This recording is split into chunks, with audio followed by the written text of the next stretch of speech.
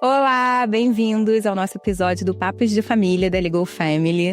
Hoje a gente vai conversar com uma convidada super especial que vai compartilhar com a gente questões necessárias sobre um tema muito relevante, que é violência contra mulheres, como identificar, denunciar e se proteger. Então, se você está passando por esse momento ou conhece alguém que precisa dessas informações, compartilhe esse episódio, fica com a gente e vamos agradecer a nossa convidada, que é a doutora Tatiana Costa, além de uma grande amiga de longa data. Ela é advogada criminalista com uma vasta experiência nesse tema e também hoje é desembargadora eleitoral. Tati, muito obrigada por aceitar o nosso convite, bem-vinda.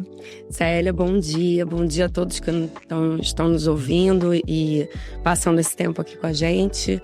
É eu que agradeço o convite, espero poder colaborar da melhor maneira, né, orientando as pessoas por um tema tão sensível, né, e tão presente na nossa sociedade hoje em dia. Eu vou tentar trazer um linguajar mais leve, mais informal, para que todas as pessoas que também não sejam do direito consigam entender a mensagem que a gente quer passar. Esse é o nosso propósito, é realmente passar conteúdo sem juridiquês, então informar e conectar pessoas a questões relevantes, é o nosso lema aqui na Legal Family. Tati, eu já te apresentei falando que você é uma advogada criminalista que está há muito tempo nessa área e também é desembargadora eleitoral. Então, só essas informações, esse currículo já deixam assim essa mulher poderosa pra gente. Eu queria saber como é que é essa mulher por trás da toga, o que levou você pro direito e pro direito criminal. Conta um pouquinho pra gente. Bom, eu vou tentar resumir um pouco uma história mais longa, né? Eu sou do Rio de Janeiro, os meus pais não são da área jurídica e eu sempre me comuniquei bem, sempre gostei bastante de lei e eu tinha dúvida se eu ia seguir para psicologia, para o jornalismo ou para o direito. E aí alguns amigos do meu pai na época, que eram advogados, foram uma fonte inspiradora considerável nesse tema e eu acabei entrando na PUC do Rio em 97, ou seja, num século bem distante desse que a gente está hoje. E logo no início da faculdade, assim, acho que no terceiro, quarto período, eu me apaixonei pelo direito penal. Acho que quase todos os alunos de direito se apaixonam pelo penal, mas outros se casam com tributário, comercial e etc. Mas eu segui neste meu primeiro amor. E consegui, no meio da faculdade, começar a estagiar com um professor meu lá no Rio. Fiquei no escritório dele por 11 anos. Entrei como estagiária, saí de lá como sócia. Passei por um banco de investimentos, também na área criminal, sempre na área criminal. E em 2012 eu abri meu escritório e desde então eu tenho meu escritório. E eu lido muito com empresas, mas também muito com questões de direito de família que infelizmente acabam desembocando no direito penal. Nos últimos anos teve uma crescente disso e aí tem gente que pode achar que foi um aumento da violência contra a mulher e de fato pode ter sido isso, mas também eu reputo isso a grande divulgação desse tipo de crime, o estímulo para que as mulheres denunciem, porque política pública de mapeamento, se determinado tipo de criminalidade está aumentando ou não, você só consegue fazer esse mapeamento através das denúncias que são feitas e que chegam aos órgãos públicos. Então, se a gente hoje tem uma percepção maior de que a violência contra a mulher, de qualquer forma que seja, aumentou, pode ser o resultado positivo de uma maior informação para as mulheres e de uma maior segurança para que elas tenham confiança nas autoridades para denunciar esse tipo de crime. Então eu tento ver o copo um pouquinho mais cheio, se a gente hoje consegue ter esses índices, a gente consegue trabalhar melhor como é que a gente resolve esse problema. E como é que eu fui parar no eleitoral? o sistema de cada estado de escolha, né, dos desembargadores da Corte Eleitoral é um pouco diferente. No Rio de Janeiro, você se inscreve num edital e o Tribunal de Justiça escolhe os 3 mais votados, e essa lista tríplice vai para a Presidência da República e o presidente em exercício escolhe a pessoa que vai passar ali aquele biênio. E foi uma surpresa muito grata, né, esse momento da minha vida, está sendo, porque o Tribunal Eleitoral também tem um trabalho muito forte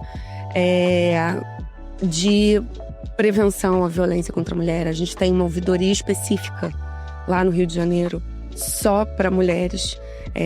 E os tribunais entre si, eu já estive observando também aqui em São Paulo, é assim. Os eleitorais, o federal e o estadual, eles se intercomunicam para criarem soluções e caminhos de ajuda à mulher que está passando por esse momento tão difícil, né, para cada uma.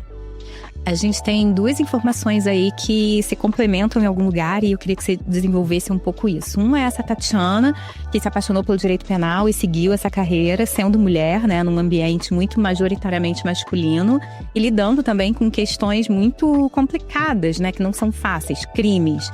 Você deixou claro aí, então é legal fazer esse recorte, que são crimes financeiros, que tem essa questão de banco, que também é um ambiente majoritariamente masculino. Então é uma carreira, assim, maravilhosa, não é à toa que você está no eleitoral, então é um respeito também. E a outra questão é essa dessa informação, né? Talvez ser realmente a principal questão em relação à estatística, a especialização de crimes, né? Que antes era homicídio contra mulheres, ou crime passional, agora é feminicídio. E aí essa Tati, essa mulher que tem essa carreira diferente, ajuda, auxilia e também advoga em prol de mulheres nesse ambiente. Pessoalmente, eu acredito, pela sua trajetória, que você não tenha sentido nada pessoal por ser mulher. Mas trabalhando no sistema de justiça, isso foi uma questão? Você percebeu uma diferença no tratamento com mulheres? Ou, assim, essa culpabilização das mulheres pelas próprias violências que elas sofrem? Qual foi a sua sensação em relação a toda a sua experiência de fora, né? Tipo, você não sentiu, mas qual a experiência vendo como isso funciona? Eu sempre fui meio abusada, né? Então, assim, eu nunca me deixei intimidar por um ambiente predominantemente masculino. Quando eu comecei a trabalhar com direito penal, no Rio, aqui em São Paulo, você já tinha excelentes referências e um número maior de referências de criminalistas titulares de escritório especializado em direito penal.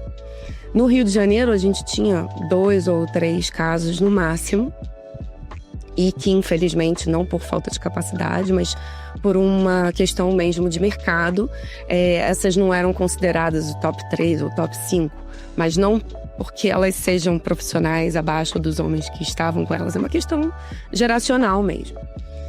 E eu, dentro do ambiente, eu trabalhei num escritório onde, tirando eu e a secretária, o resto majoritariamente eram homens, os clientes eram majoritariamente homens também. Mas eu tinha um ambiente de acolhimento pelos meus colegas de escritório, pelo o titular de escritório à época, o professor João Mestieri, que é professor da PUC do Rio. Então isso ajudou muito eu passar por este ambiente. Eles, de alguma forma, me davam dicas, me protegiam, né, quando tinha alguma situação mais desafiadora para esse aspecto. E eu sempre busquei enfrentar, não de uma forma ostensiva e bélica, mas com postura, com simpatia, com um joguinho de cintura, né? Eu acho que a gente precisa ter também na vida um pouco de jogo de cintura para passar por essas situações. E isso, eu sei que isso é um privilégio, que nem todo mundo que vai trabalhar no ambiente masculino tem essa oportunidade de ter um ambiente favorável, né, para você se desenvolver. No banco também era um ambiente predominantemente masculino, mas, por um outro lado, tinham muitas mulheres no posto de liderança.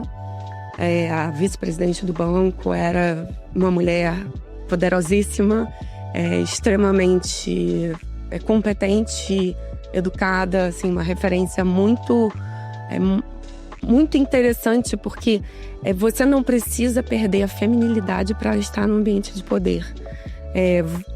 E isso, para mim, através dessa vice-presidente, ficou muito marcado. A Verônica Dantas, ela é muito conhecida. Então, você não precisa se masculinizar para estar num ambiente masculino ou predominantemente masculino e ser bem-sucedido. Eu confesso que eu tive sorte em encontrar pessoas que fossem referências, nem todo mundo tem a oportunidade. E que, para quem não tem essa oportunidade, as instituições, sejam elas públicas ou privadas, precisam ter mecanismos, né, como ouvidoria, como o departamento de compliance, como um treinamento de cultura, porque cultura, eu gosto muito de falar isso, assim, cultura não se muda do dia para a noite.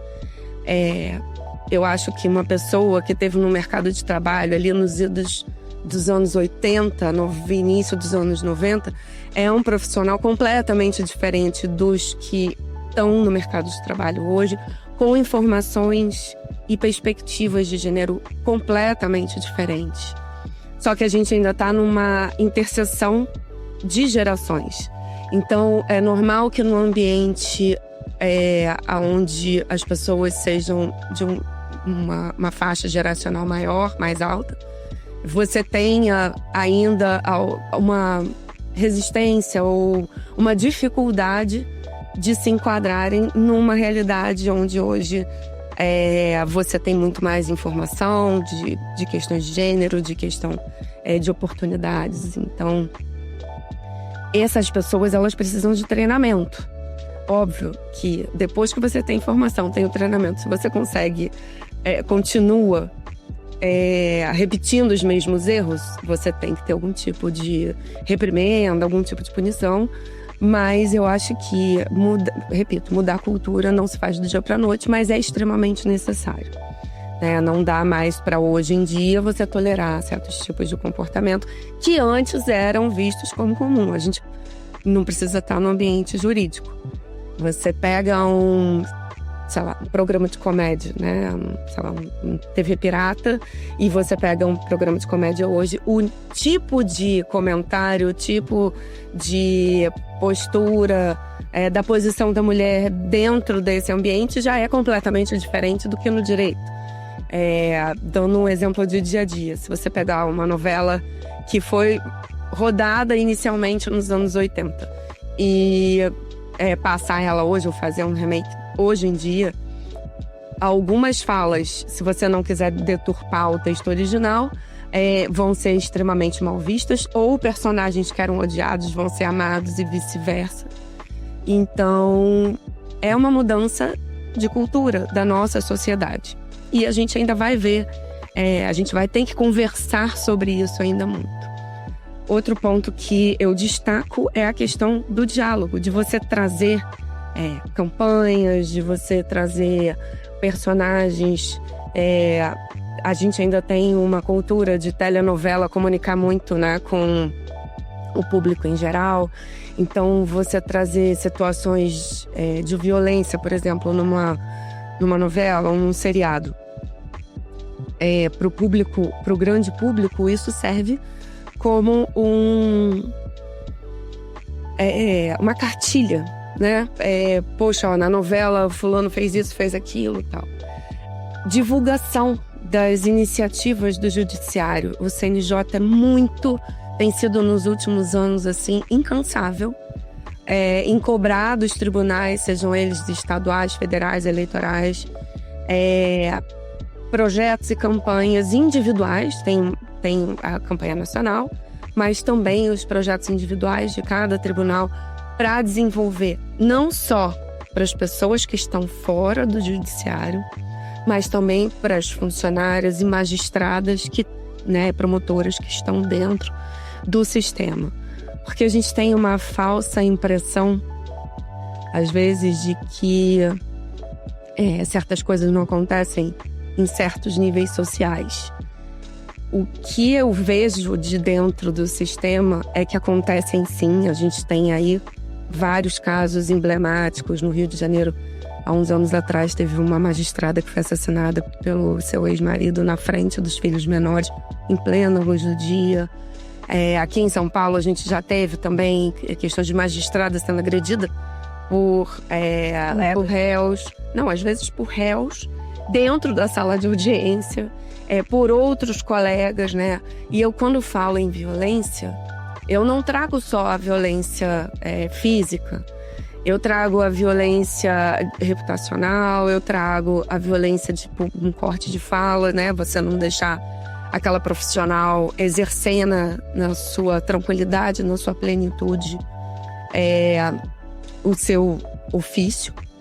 Então, cortar a palavra, diminuir, infantilizar aquela profissional faz com que isso seja uma forma de violência. E os tribunais têm sido atenciosos a essa mudança de cultura e desenvolver novas práticas dentro desse ambiente. Bom, eu acho que... Aproveitando o que você falou, então entrando especificamente nos crimes, né, de violência doméstica. Duas coisas foram muito importantes, de que independente do nível social, isso pode acontecer, sim, até com pessoas que sabem a diferença. Então, assim, como identificar isso é uma coisa muito importante.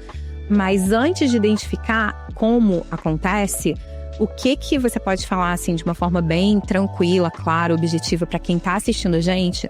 Quais os tipos específicos de violência doméstica, como ela se manifesta hoje, para que depois a gente fique atento a tais comportamentos. Você falou muito importante, infantilizar, né? São exemplos de condutas que estão lá na lei de uma forma muito fria, mas assim, na vida real, exatamente. Isso, olha, a lei fala que é tal coisa, presta atenção nesse tipo de atitude.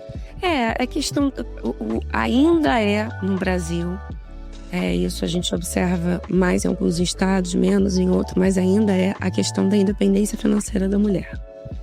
Então, é óbvio que cada casal tem a liberdade de fazer o seu combinado e de ter a sua dinâmica, mas o que se pode observar é que quanto menos independência financeira tem, independente do nível social de classe A, B ou C, mais suscetível a mulher está de se submeter.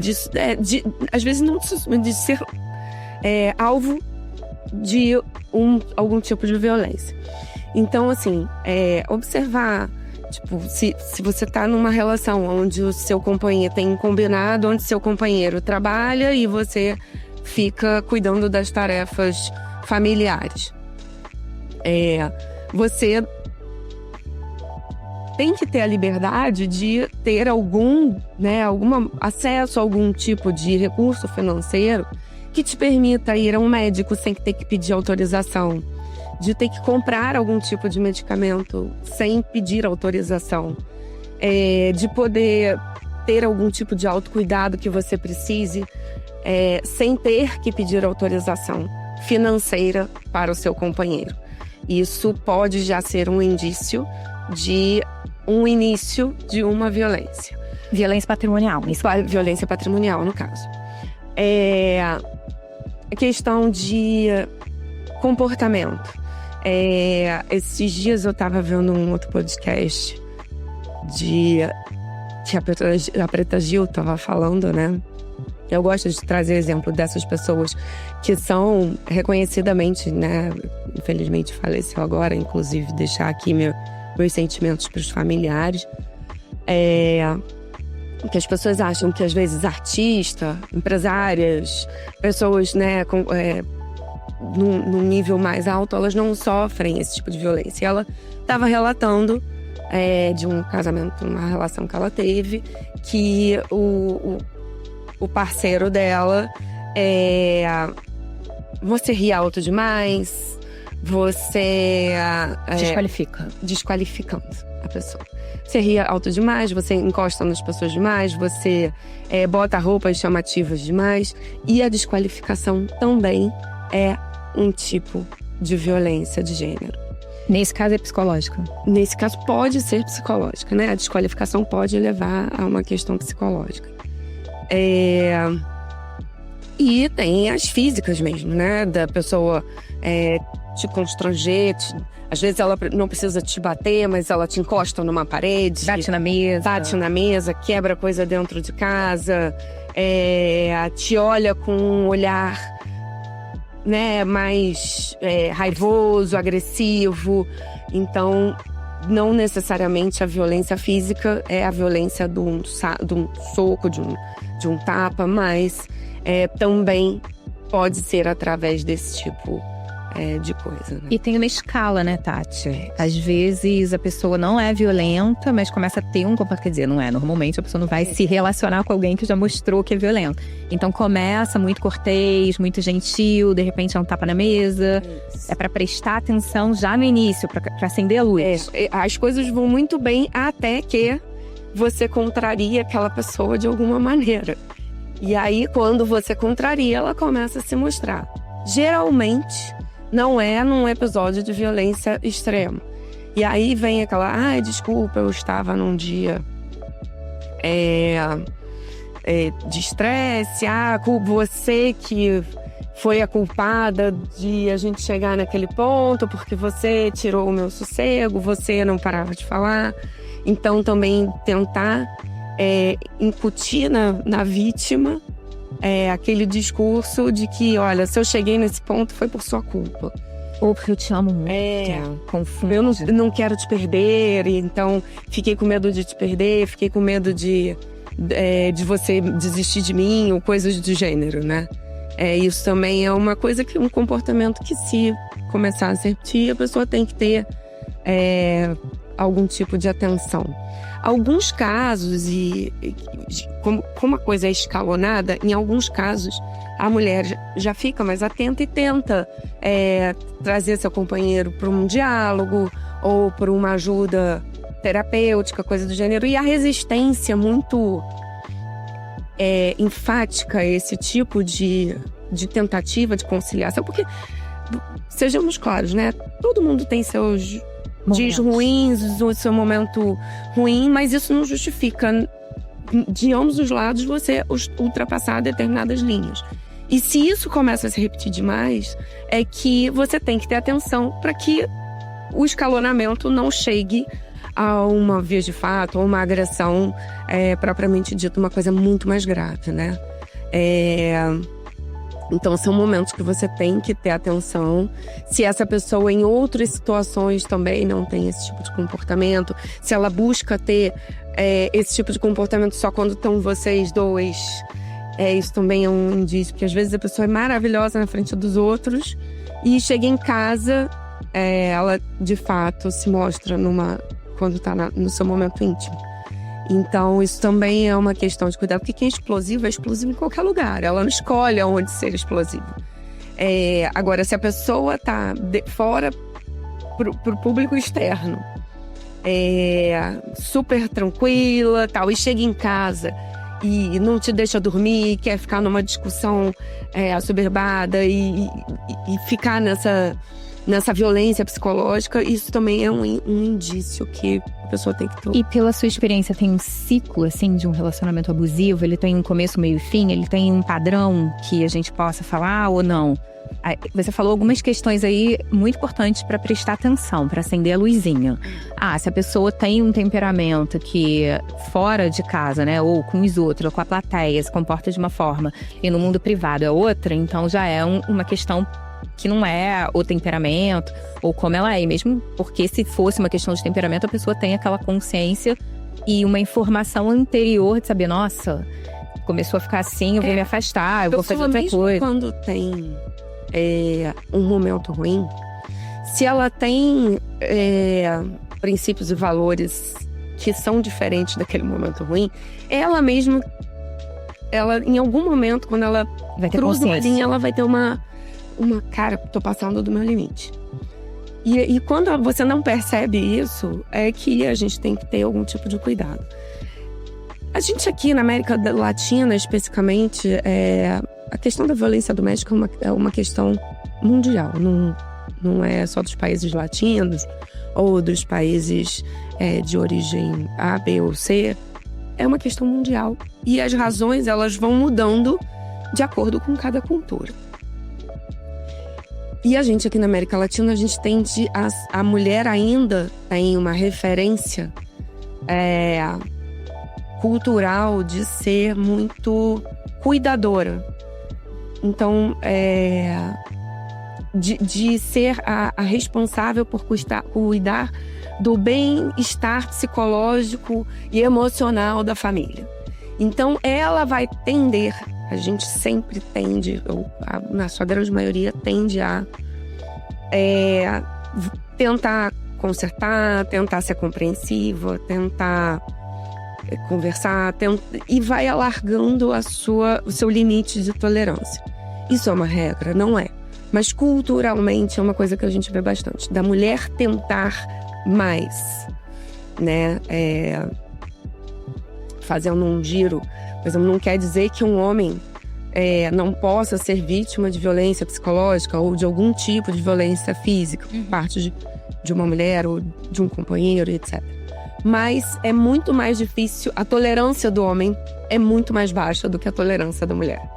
Então, a cada caso tem que eu sugiro que cada caso avalie o seu limite. Porque passa a ser violência quando tá ruim para a pessoa, ou quando a coisa extrapola de um senso comum de normalidade. Isso se repete, então? Isso se repete. Isso tende a se repetir. Então, buscar um outro familiar que possa te ajudar a fazer uma avaliação se aquilo ali está em excesso ou não, uma amiga, uma autoridade, um médico, um psicólogo. Eu acho que quando a gente está na dúvida é porque já tem um indício forte de que você já está numa situação que já está passando de um limite do aceitável. E às vezes você trocar externamente com um profissional qualificado ou com uma pessoa da sua confiança pode te ajudar a identificar isso de uma forma mais fácil. Falando de casos práticos, isso que você falou sobre limite, tem aquele filme, né? Assim que Acaba. Então, na verdade, ali a protagonista já tinha vivenciado na casa dela, na família dela, situações de violência, que também, nesse ponto, podem tornar e alargar esse limite, né? Sim. Até aqui eu vi na minha casa, ou o contrário, já vou me defender, então é muito pessoal. Mas, por exemplo, aqui eu acho que foi em São Paulo, eu vi uma notícia também de um namorado que espancou a namorada. Nossa, teve 1000 fraturas, assim, e depois alegou uma doença psicológica. Não, eu tenho um problema. Então, assim, meninas, como se defender disso, né? E era no dia do aniversário dela, foi uma notícia horrorosa. Então, essa questão também de depois alegar que é inimputável, que é o nome jurídico. Como lidar com isso e se a pessoa realmente tem um problema mental, como que é isso? Essas condições neurológicas e psiquiátricas, elas são identificadas através de profissionais qualificados. Acho que hoje todos os tribunais, acho que todos os tribunais do Brasil já têm equipes próprias de psicólogos, de assistentes sociais e etc.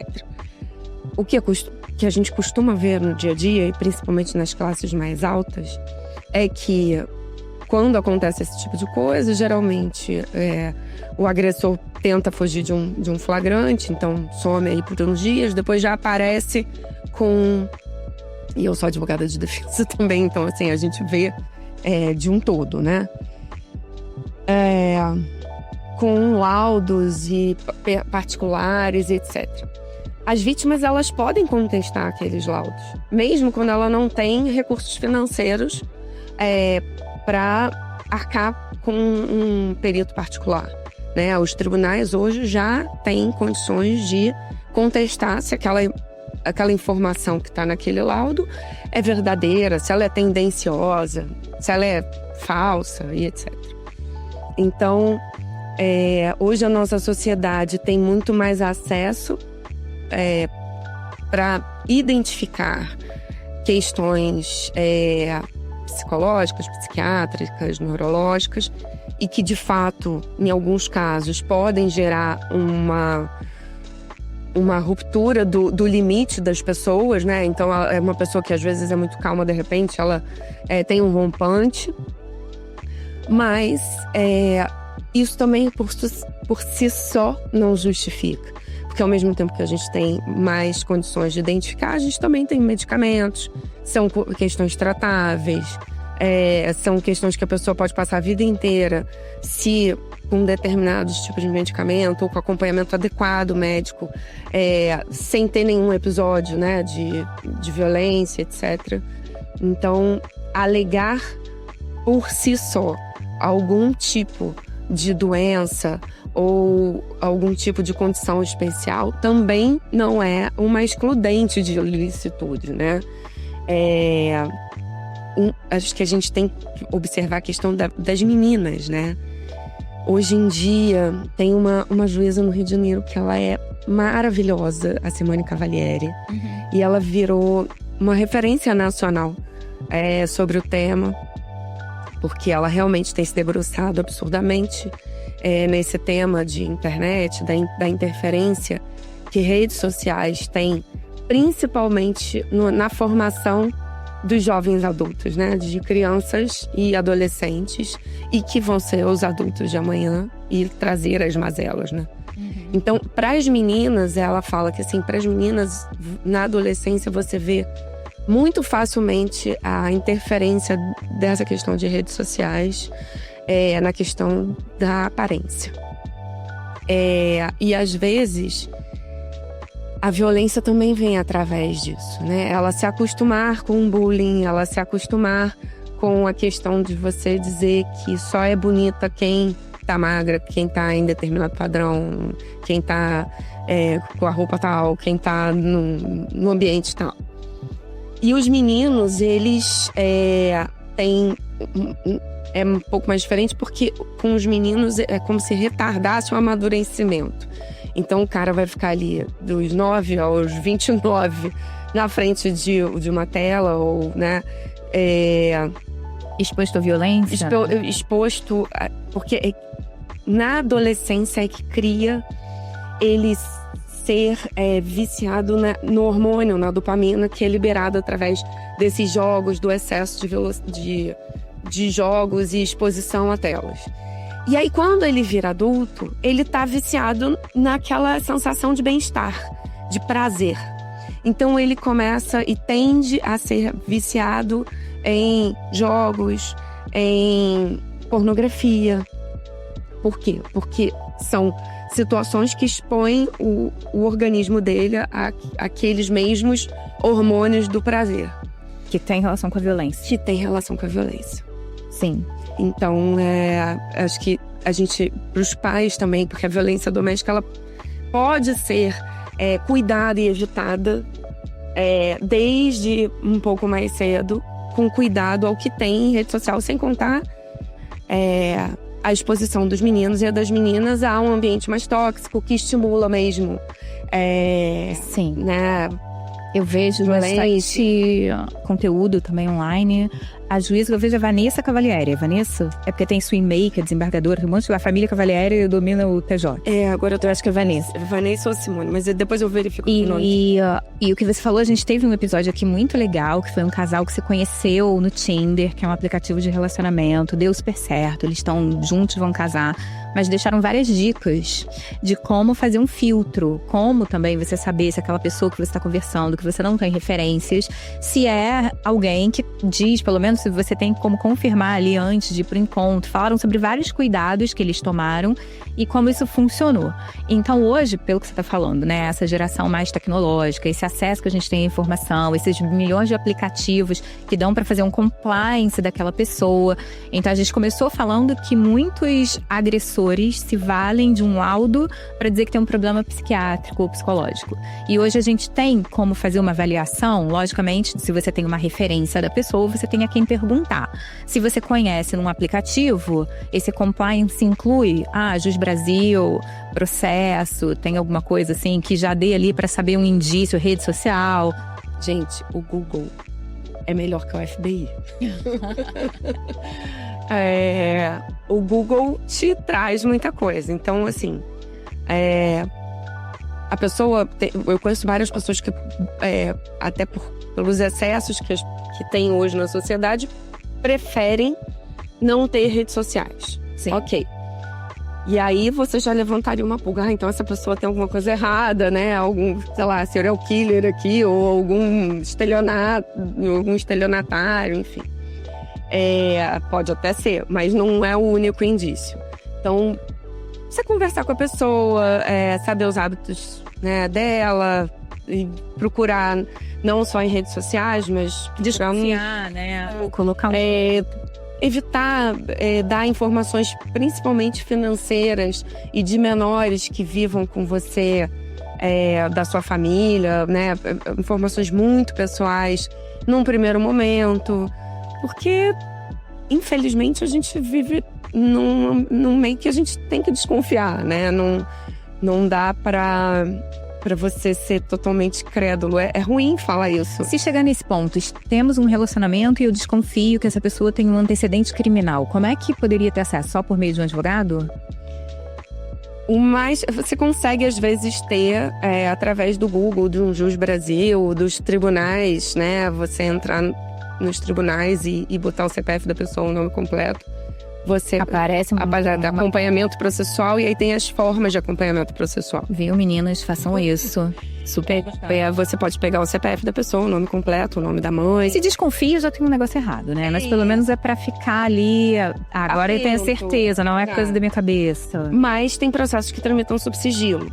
Então, se você tem realmente uma desconfiança mais Os processos de violência doméstica sob sigilo? São. Era proteger a vítima, né? Então, a não ser que a vítima abra mão desse sigilo, os processos de violência doméstica e de violência contra menor ou contra idoso, eles, em regra, eles tramitam sob sigilo para proteger a vítima de estar mais uma vez exposta numa situação que é extremamente delicada. E foi bom chegar nesse momento, né, do processo em si. Essa lei, que todo mundo pelo menos já ouviu falar, ela é muito divulgada, que é a Lei Maria da Penha. Então a gente chegou num momento, alguém sofreu alguma violência e realmente verificou que é uma violência, não era um caso isolado, um temperamento, um dia ruim. Fez um registro de ocorrência, foi numa delegacia da mulher. Como é que é esse procedimento todo? Até onde dá para ir sem advogado? A pessoa que foi vítima, a violência é contra a mulher, então a Lei Maria da Penha protege quem é mulher trans, quem é mulher biologicamente cis, mulher. E quem tá fora dessa lei, como é que é o primeiro passo? Assim, tem uma violência, quero me valer da delegacia da mulher. Isso. Na Legal Family tem os endereços, tá? Do Rio e São Paulo online. Isso, a gente até tem aqui, ó, eu sou mais analógica, eu trouxe escrito ao invés de trazer no telefone. Tem um DISC, o 180, que é a Central de Atendimento à Mulher, que é nacional esse número. Então, em qualquer estado, você pode ligar de qualquer telefone público, particular, celular, você consegue ligar. Tem o 90, que é o da PM, né? O 97, que é o da Polícia Civil. E o exemplo que eu trago muito positivo, inclusive do Rio de Janeiro, o Rio tem as delegacias normais e tem as delegacias da mulher. Qual é a diferença? Eu só posso fazer uma denúncia, né, um registro de ocorrência na delegacia da mulher? Não. Você pode ir a qualquer delegacia. A delegacia da mulher, ela tem um pessoal mais treinado, né? Então, quem está na delegacia da mulher são policiais treinados para aquele tipo de atendimento específico, que muitas das vezes acaba envolvendo os filhos de uma relação. Tem psicólogo, tem assistente social. Tem uma série de diferenças e peculiaridades para esse tipo de violência. Mas a delegacia da mulher, para mim, é muito longe, a outra é mais perto. Você pode ir em qualquer uma e o policial ele é obrigado a te atender.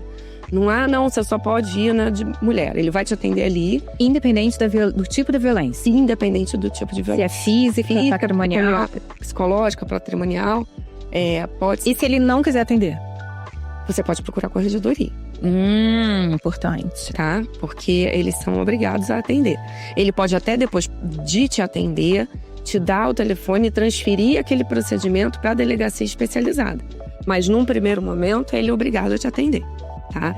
E aí, depois do procedimento do inquérito em si... Se for violência física, tem que fazer exame de corpo de delito? É altamente recomendável. Mas o policial te dá essa informação ou a gente está dando a informação, façam isso? Ele deveria dar a informação. Então, se são crimes de vestígio, estupro, agressão física, para materializar o crime, você tem que ter um laudo confirmando. E não pode ser um laudo particular? Até pode, mas ele é muito mais contestável para uma eventual defesa do que um laudo oficial. Nesses casos, tem que ir no hospital público? Eles dão um encaminhamento na própria delegacia, eles vão te dar uma guia e vão te dar o endereço, te indicar. Em alguns casos, dependendo, a própria polícia te leva a... Né, se você já está ali numa situação de muita fragilidade e não tem condições, dali mesmo uma viatura pode te levar no IML e aí você vai fazer. E você, na maioria dos casos, você não precisa dos estados, você não precisa voltar ao IML para pegar. O resultado desse exame ele já é enviado diretamente para a delegacia que te encaminhou. E esse atendimento é humanizado? Você tem experiência? Depende? Depende. Deveria ser, tem-se uma recomendação para que seja, mas... Uma dúvida prática, se a mulher for no hospital público e aquele prontuário já serve, ou mesmo assim ela tem que ir no IML? Tem que passar por um exame 2 vezes? Não, às vezes na falta de um IML próximo, você substitui pelo hospital público e o encaminhamento é o mesmo, serve, eles também vão ter um protocolo, enfim.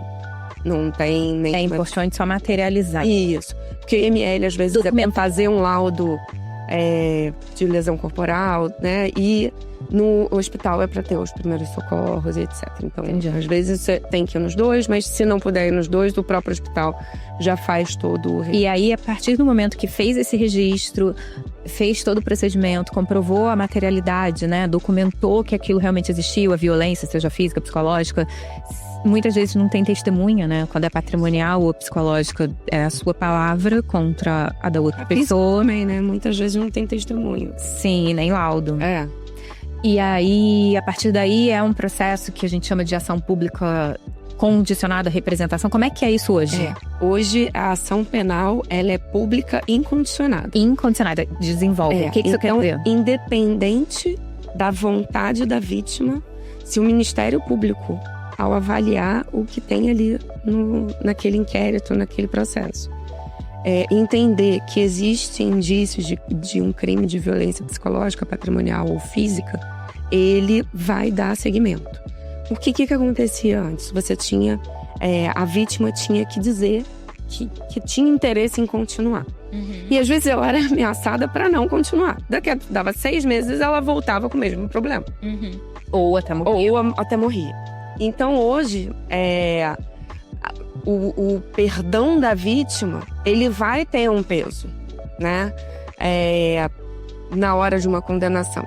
Mas o processo vai correr todo. Porque não depende mais da vontade da vítima, depende do Ministério Público. E isso foi feito para proteger as próprias vítimas que eram coagidas, né? Ou sofreu algum tipo de represália, para não darem seguimento ao processo. E tem algum caso que seja um fato isolado que a pessoa, o agressor realmente, depois desse susto, né, de ter um processo criminal, com a Lei Maria da Penha, com o processo ali andando, consiga se redimir, esse processo encerrar ou não? Ele é público, o Ministério Público vai levar ele até o fim, mas ele pode ser absolvido ou ele já foi condenado? Olha, eu já vi casos em que realmente houve uma mudança de chave. A gente acredita no ser humano. E olha, eu vou te dizer que foi o único, mas assim, existiu. Não tá só nos livros, né? de que houve realmente um afastamento, a pessoa entrou num tratamento, eu acho que até muito por conta dos filhos, não por arrependimento por conta da relação com a mulher, mas de poder estar com os filhos e de sentir de uma pena criminal, né? E ele de fato teve a condenação mínima, ou seja, ele acabou não sendo preso, mas foi uma virada de chave, assim. Ele foi fazer, uma das penas dele era participar de mesas, né, de orientação, palestras, e ele virou palestrante. Então, assim, foi bem interessante esse caso, assim. Mas foi o único que eu vi. A grande maioria para de fazer porque tem medo de ser condenado e preso, entendeu? Entendi. E aí, chegando lá, tem essa representação, a ação penal pública incondicionada e as medidas protetivas que a gente escuta, assim, até leis recentes, né? As mulheres em medida protetiva têm direito a sei lá o que de graça, tem um monte de benefício, que eu não sei se realmente tá só na lei ou se é verdade. Mas essas medidas protetivas implicam em quê? É um afastamento, acho que é a mais comum. O afastamento do agressor do lar. A proibição de contato através de qualquer tipo de meio, ou seja, presencial, através de... E se o agressor violar essa medida protetiva? Ele pode ser preso imediatamente. Você pode procurar... E isso tá funcionando, Tati? No Rio de Janeiro, eu não sei a experiência aqui de São Paulo, mas tem uma coisa que funciona no Rio de Janeiro. É prisão de devedor de alimentos e violência doméstica. Violência doméstica funciona muito bem no Rio. Inclusive, tem um projeto que ganhou até o prêmio Novare, salvo engano, no ano passado, que é o Projeto Violeta, capitaneado pelo IBDFAN e pela... Eu sei que tem uma desembargadora que é muito atuante nisso lá no Rio de Janeiro, que é a Adriana Mello. E com treinamento dos juízes, com condições para os agressores, né? Formas dos agressores se ressocializarem, se recuperarem, e uma rede de proteção à mulher e aos filhos, né, que eventualmente tenham dessas relações. A questão do... E aí você me perguntou a questão se funcionam esses benefícios legais, né? Depende de cada estado. Então, a lei geral... Em alguns casos, sim, você tem casas de acolhimento, você tem a questão do hospital, você tem creches para as crianças, você tem a Patrulha Maria da Penha, que é um PM designado por bairro do Rio de Janeiro para atender só os casos de chamado de violência doméstica. E isso tem funcionado? Tem funcionado. Pelo que eu tenho observado, tem funcionado. E tem algum caso que a mulher se vale disso para cometer alienação parental? Como que o homem pode se defender quando isso é uma acusação falsa? Olha, Ou não? Na maioria das vezes, se chega nesse nível, é porque é verdade. Eu tenho visto... eu acho que eu conversei até com uma amiga minha, advogada aqui em São Paulo, que ela também tem visto, também criminalista. E a gente observa. E aí quem é contra a lei ou quem quer justificar, vale-se desse expediente. Ah, não, mas as mulheres hoje em dia também usam a lei por interesses financeiros ou por vingança de algum tipo de traição e etc. em processos de família e que desembocam nos processos criminais de violência doméstica. Ou porque não querem separar. E etc. Então, existe, mas os casos são mínimos. São muito menores.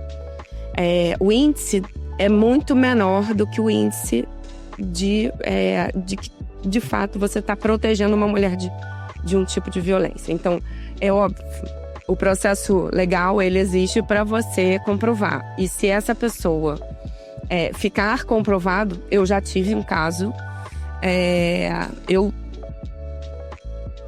tenho mais simpatia, obviamente, por atuar para as vítimas. Mas uma vez chegou para mim no escritório uma situação de um rapaz com acusações gravíssimas contra a mulher e também contra a filha, que era uma menor de 3, 4 anos de idade.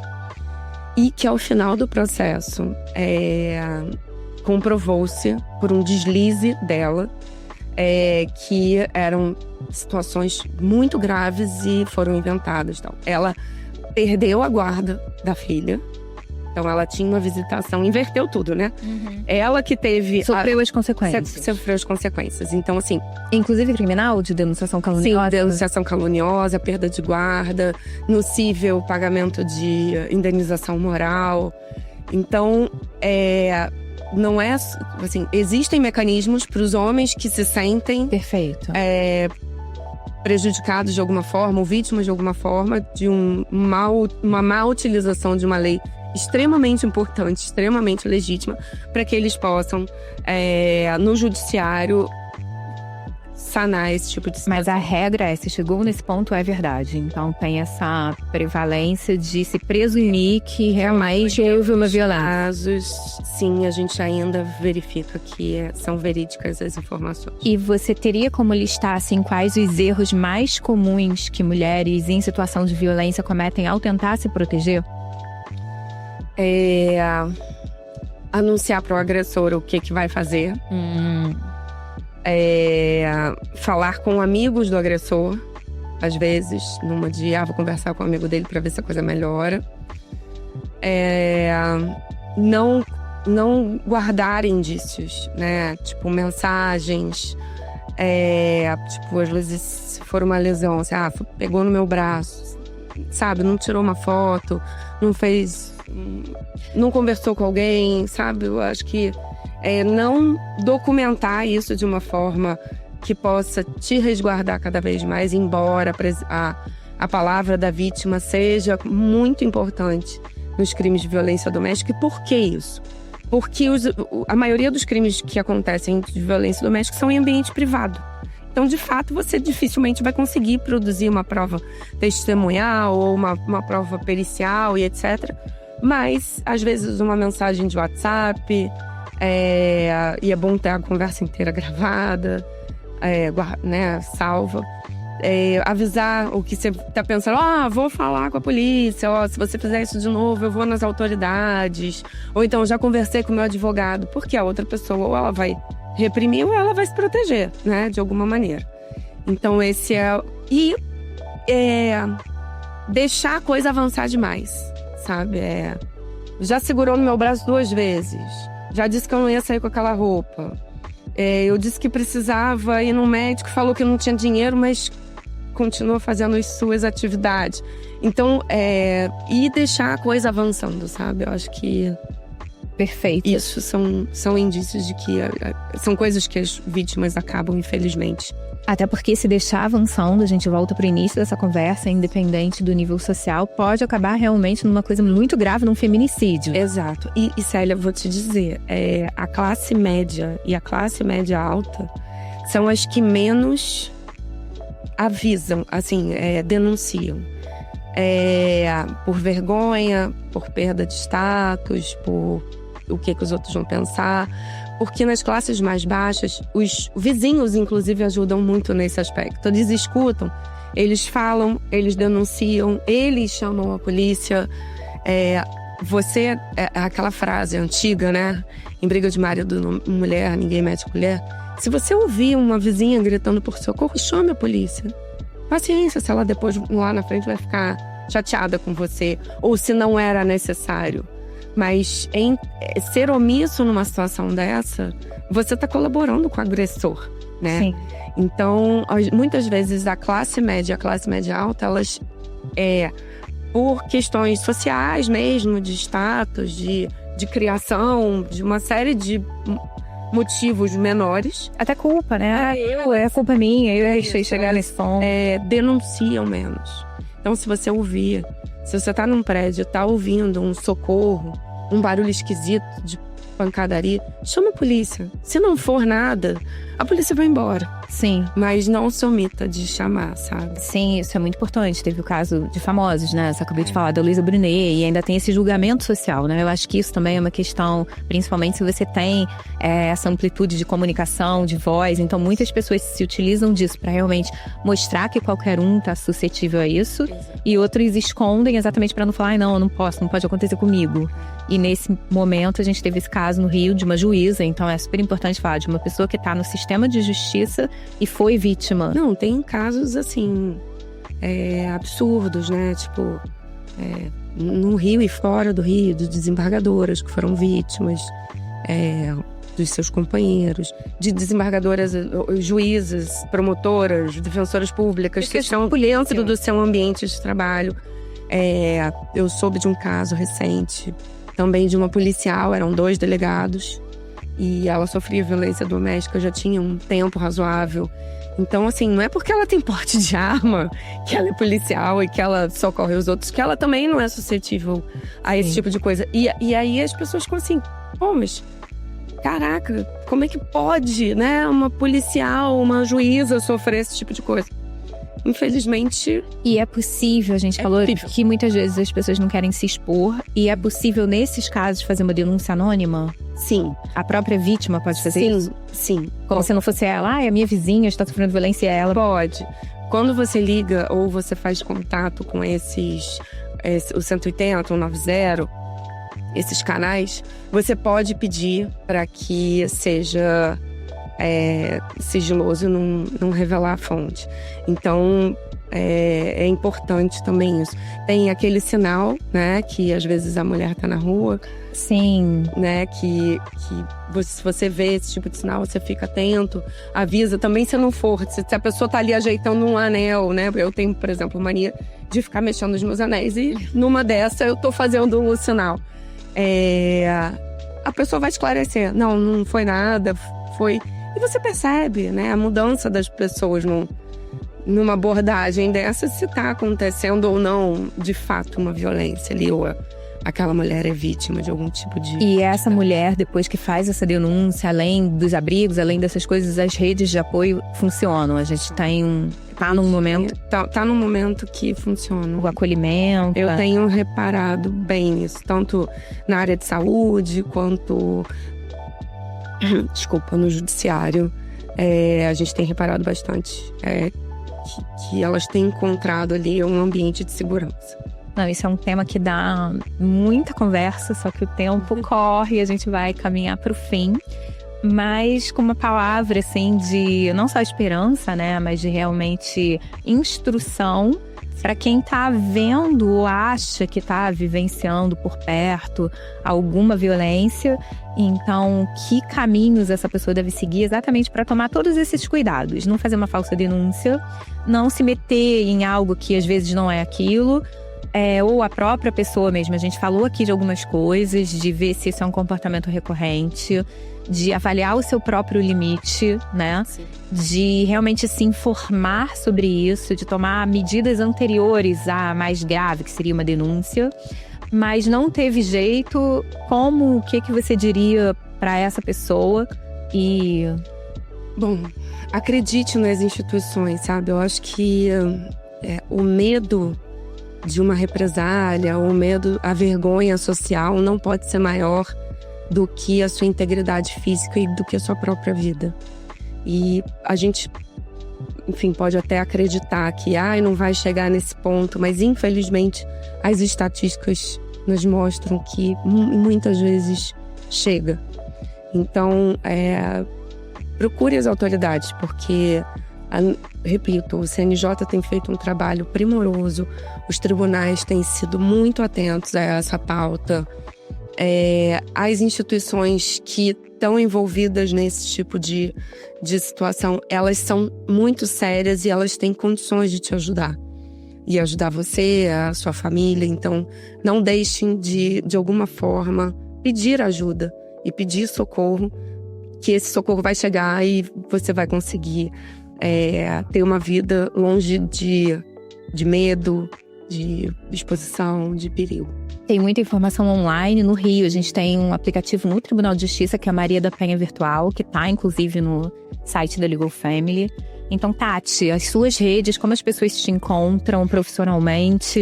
Eu tenho LinkedIn, Tatiana Costa, Tatiana com T-A-T-H-I, Tatiana Costa. E o Instagram do escritório, que é Carvalho Costa Advogados. E a Tati também tá na Legal Family, então qualquer coisa lá, vocês super encontram a Tati. Tati, muito, muito, muito obrigada. A gente vai continuar esse papo outro dia. Com certeza, você pode me convidar sempre que eu puder contribuir. E a gente continua essa conversa com o maior prazer. Foi um prazer. Prazer foi meu. Boa tarde a todos.